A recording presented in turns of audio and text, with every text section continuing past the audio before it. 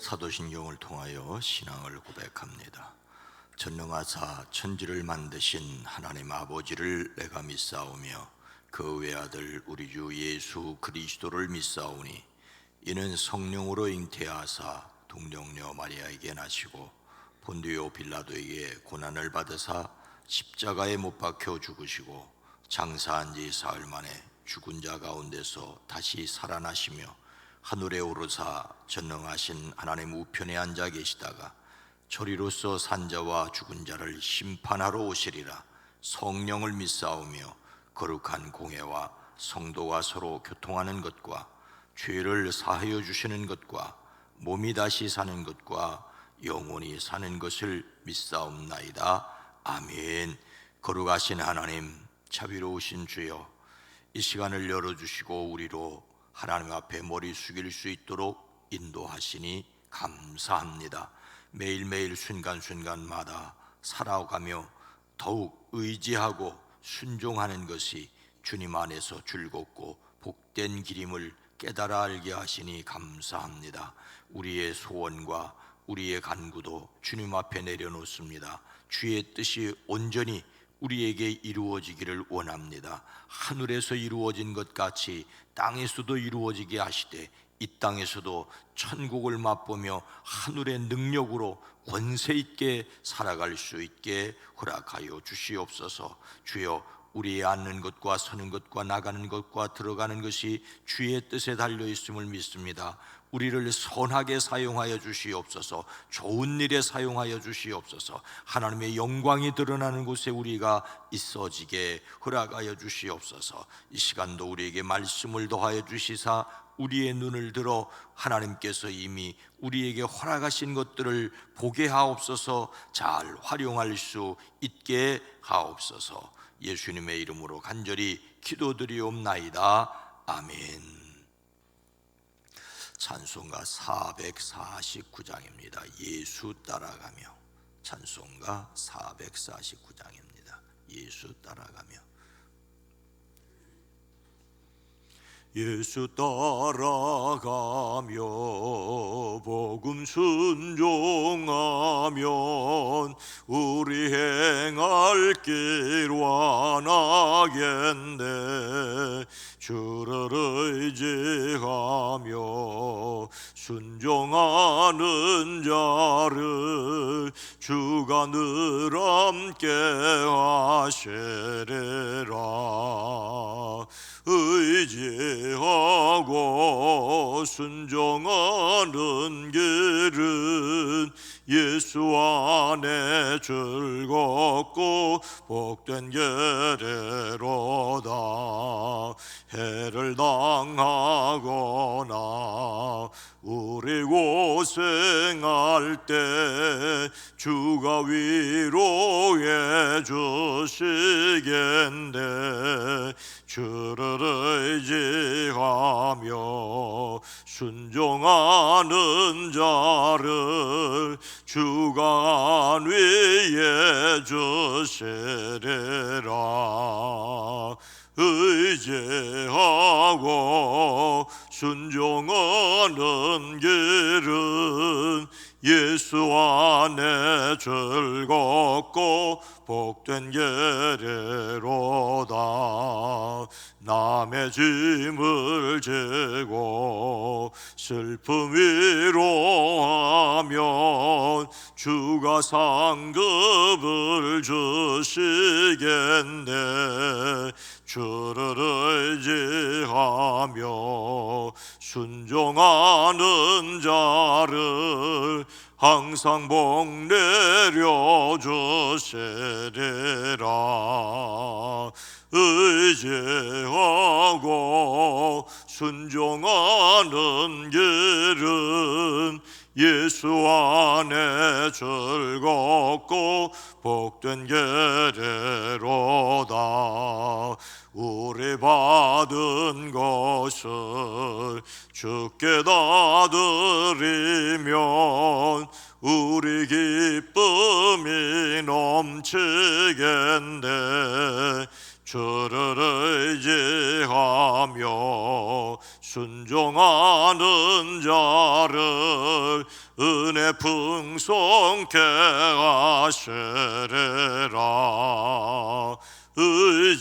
의지하고 순종하는 길은 예수 안에 즐겁고 복된 길이로다.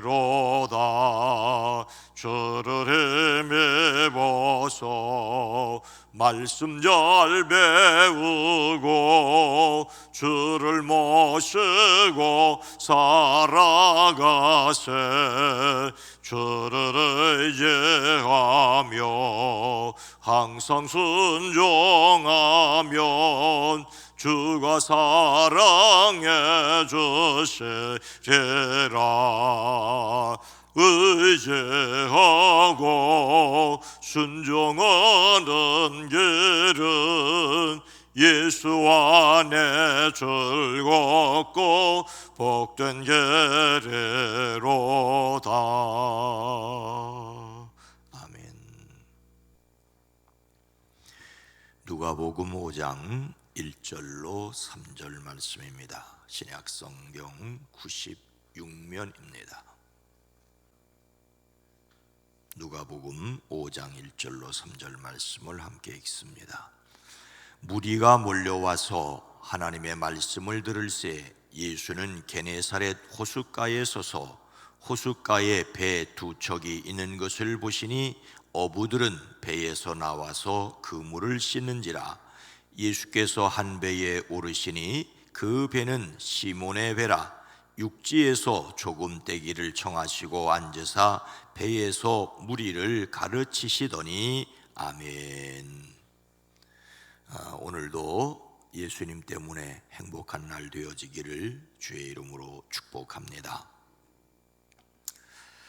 집짓기의 명수로 불리는 새가 있습니다. 바로 까치입니다. 누구는 가우디도 놀랄 까치집의 과학이라고 표현을 했습니다.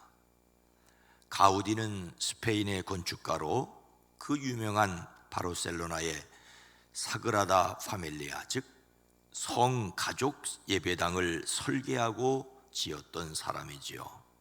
그런데 그 가우디보다 더 놀라운 건축가가 바로 까치라고 표현을 합니다. 까치는 산란기인 3, 4월이 되면 나무 위에나 전신주 위에 나뭇가지를 얼기설기 엮는 집을 짓습니다.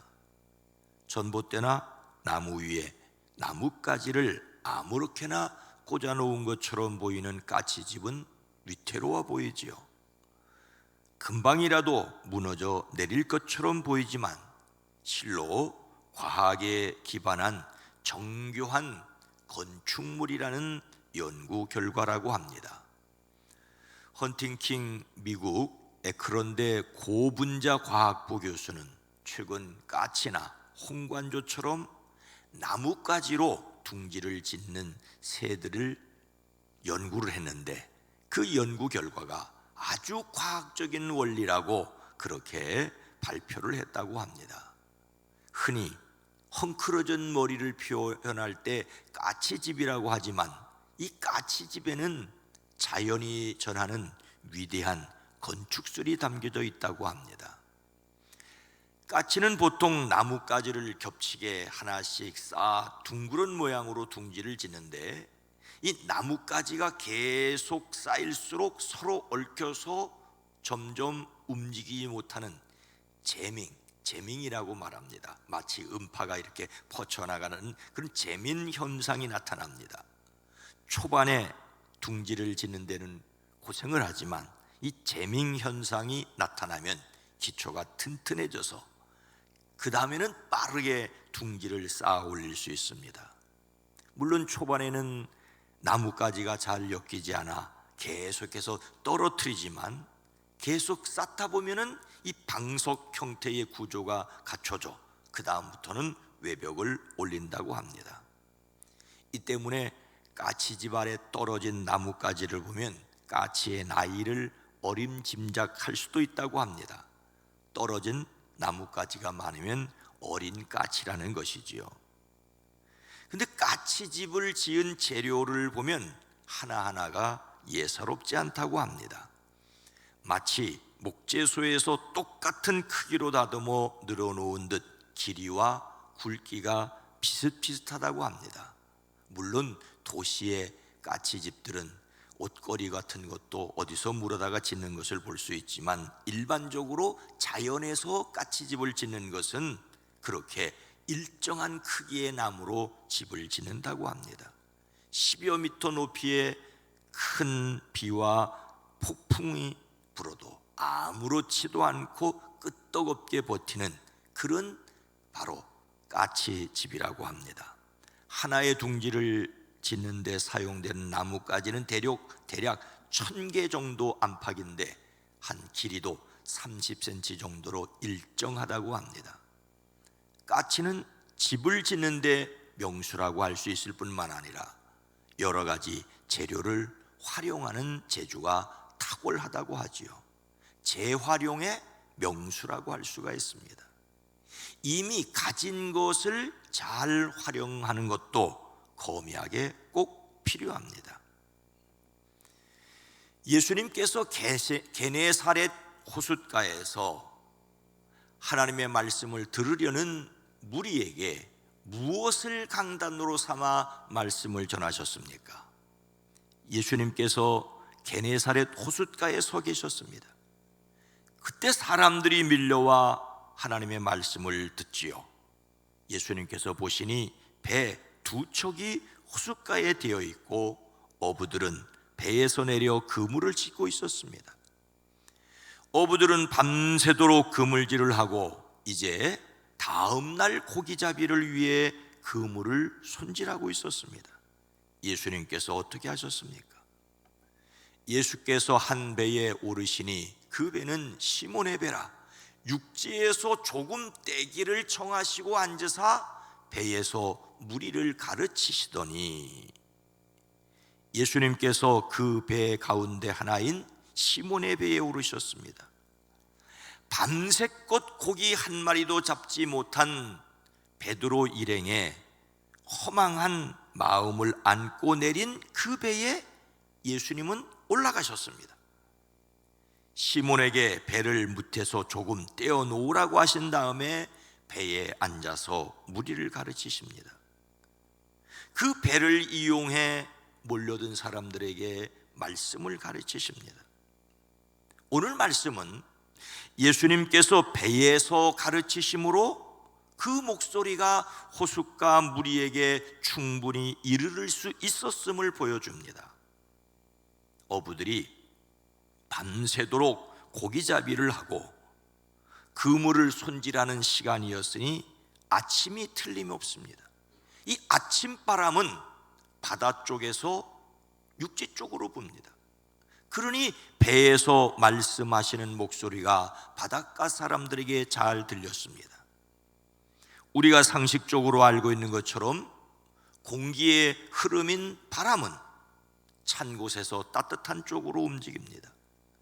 낮에는 해가 뜨더라도 천천히 데워지는 바다 쪽에서 쉽게 데워지는 육지 쪽으로 바람이 붑니다. 물 위에 떠 있는 배 위에서 하시는 예수님의 말씀은 바람에 실려 육지에 있는 사람들에게 매우 잘 들렸을 것입니다. 예수님은 바람을 이용하여 많은 사람이 말씀을 들을 수 있도록 전하셨습니다. 어떤 사람은 예수님께서 말씀을 전하실 때 수백, 수천 명의 사람이 모였다면 어떻게 그들이 말씀을 제대로 알아들을 수 있겠느냐라고 의문을 제기하기도 했었습니다. 그러나 소리가 바람을 타고 전달되어 오늘날과 같은 성능 좋은 음향시설이 없어도 가능합니다. 이스라엘 성지순례 가운데 꼭 들리게 되는 가이사라 바닷가에 로마 시대의 원형극장이 있습니다. 이스라엘에서 발견된 모든 극장 중에서 가장 오래된 것으로 헤롯 시대에 만들어져 그 후 수백 년 동안 사용되었습니다. 약 4,000명 가량의 관중석을 가졌는데 이 야외 극장 무대에서 연극이나 노래를 부르면 오늘날과 같은 음향시설이 전혀 없음에도 불구하고 지중해 바닷바람이 불어서 관중석 뒤쪽까지 깨끗하고 선명한 소리를 들을 수가 있습니다. 저도 실험을 해봤습니다. 지방에서 갔을 때 그 강단에서 노래를 부르고 사람들이 흩어져서 들었더니 잘 들려요. 예수님께서 말씀을 전하시면 모든 사람이 그냥 알아서 저절로 들렸던 것이 아니라 바람을 이용하여 들릴 수 있게 전하셨기 때문에 들을 수 있었습니다. 물론 소리를 듣는다는 것과 그 뜻을 깨닫는 것은 전혀 다른 차원이었지만 소리가 들리도록 예수님께서 바다 쪽의 배 위에서 말씀하셨다는 것을 눈여겨볼 필요가 있습니다. 앞에 모여있는 수많은 사람에게 말씀을 전하기 위해서는 일어서서 전하는 것이 효과적일 수 있습니다. 앉은 상태보다는 서 있는 상태가 비교적 적은 힘을 들이고도 큰 목소리를 낼 수 있기 때문입니다. 그러나 예수님은 배에 앉으셨지요. 당시 랍비들이 율법이나 성경을 가르칠 때 취하는 자세를 가지셨습니다. 예수님은 바닷가에서 바람을 이용하여 사람들이 들을 수 있도록 하셨지만 하나님의 말씀을 가르치는 랍비의 권위를 무시하지 않으셨습니다. 사람들이 존경심을 가지고 말씀을 들을 수 있도록 그들의 마음을 준비시키셨습니다. 예수님은 말씀을 풀어서 가르치기도 하셨지만 하나님 나라를 선포하기도 하십니다. 예수님은 하나님 나라를 전도하시는 데 필요한 모든 것을 잘 활용하셨습니다. 이것은 오늘날 우리도 배워야 할 모습입니다. 예수님께서 사람들에게 말씀을 전하기 위하여 시몬의 배에 오르신 이유가 뭐라고 생각하십니까? 바람을 이용하신다는 것 외에 또 있습니다. 무리가 몰려와서 하나님의 말씀을 들을새 예수는 게네사렛 호숫가에 서서 예수님께서 시몬의 배에 오르셨던 이유는 무리가 몰려와서였습니다. 이 몰려왔다는 말은 문자적으로 무엇 위에 무엇이 놓여있다, 뜨거운 숯불을 위에 생선을 올려놓은 것과 같은 것입니다. 사람이 겹겹이 에워싸서 몰려들었기 때문입니다. 수많은 사람들이 왔기 때문입니다. 사람들이 예수님을 밀어붙여 예수님께서 바다로 밀려나 배에 오르신 것으로도 볼 수 있습니다. 그러나 예수님은 이미 호숫가에 배 두 척이 있는 것을 보셨지요. 어부들이 배에서 나와서 그물을 씻는 것을 보셨습니다. 예수님은 이미 그곳에서 시몬을 불러 베드로를 삼으시려는 계획을 세우셨습니다. 그래서 시몬의 배에 오르셨고 그곳에서 육지에 서 있는 사람들에게 말씀하시며 배에 타고 있던 베드로도 듣게 하셨습니다. 베드로에게 배를 육지에서 조금 떼라고 청하셨으니 베드로는 그 배에 그냥 남아서 예수님의 말씀을 들었던 것이죠. 예수님께서 말씀을 마치고 시몬에게 말씀하십니다. 깊은 데로 나가 그물을 내려 고기를 잡아라. 시몬이 대답합니다. 선생님, 우리가 밤새도록 애를 썼으나 아무것도 잡지 못했습니다. 그러나 선생님의 말씀에 따라 그물을 내리겠습니다. 시몬이 순종한 말씀은 깊은 데로 가라는 말씀이기도 하지만 또한 그동안 배에서 앉아서 예수님의 말씀을 들으면서 저분이 뭐라고 말씀하시든지 순종할 만하도록 하신 바로 그 말씀일 수 있습니다. 예수님은 사람들이 말씀을 들을 수 있게 전하셨습니다. 오늘 우리가 자신의 의견을 다른 사람에게 전달하기 위해 가장 적절하고 효과적인 도구를 찾아야 합니다. 어떻게 찾을 수 있을까요? 예수님은 하나님이 사람이 되어 이 땅에 오신 분으로서 신적인 권위를 가지셨으나 그 권위를 사용하지 않고 낮아지셨습니다. 사람들이 알아들을 수 있도록 여러 가지를 활용하셨고 비유를 통하여 말씀하셨습니다. 우리는 세상의 소리를 듣고 공감하고 전하기 위해 주변의 것을 활용해야 합니다. 예수님을 닮는 성품으로서 검약은 이미 가진 것을 잘 활용하는 것입니다. 그러기 위해서 우리는 우리 주변에 있는 것들이 무엇인지에 관심을 가져야 합니다. 주변의 것을, 자신에게 이미 주어진 재주를 잘 활용하는 지혜가 저에게, 여러분 모두에게 있어지기를 주님의 이름으로 축원합니다. 거룩하신 하나님, 자비로우신 주님, 주님이 말씀을 전하실 때 사람들이 보고 듣고 잘하는 비유를 사용하여 하나님 나라의 천국 복음을 전하기도 하셨지만, 산 위에 앉으셨을 때 또는 바닷가에서 말씀을 전하실 때 바람이 불어 그 목소리를 실어 사람들에게 잘 전달되도록 하셨습니다. 우리가 오늘 이 세상에서 복음을 전하려고 할 때 복음을 실어 나를 수 있는 좋은 기회들을 잘 사용할 수 있게 하옵소서. 온통 죄와 악이 세상을 가득 채우고 있는 것 같지만 그런 가운데서 우리는 여러 가지를 잘 활용해서 복음을 실어 나를 수 있도록 인도하여 주시옵소서. 문명의 이기도 잘 사용할 수 있고 활용할 수 있는 지혜를 우리에게 허락하여 주시옵소서. 오늘 하루를 살아갈 때 한 주간이 시작되는 월요일입니다. 가정, 일터, 사업장, 주님께서 지혜를 주셔서 주신 것들을 잘 활용해서 맡겨진 일들을 잘 감당할 수 있도록 허락하여 주시옵소서. 하나님의 백성들을 탁월하게 하옵소서. 악한 것, 더러운 것, 추한 것 틈타지 못하게 하옵소서. 승리하게 하옵소서. 예수님의 이름으로 간절히 축복하여 기도드리옵나이다. 아멘. 오늘 말씀을 생각하며 자신이 가진 것을 잘 활용하게 하옵소서.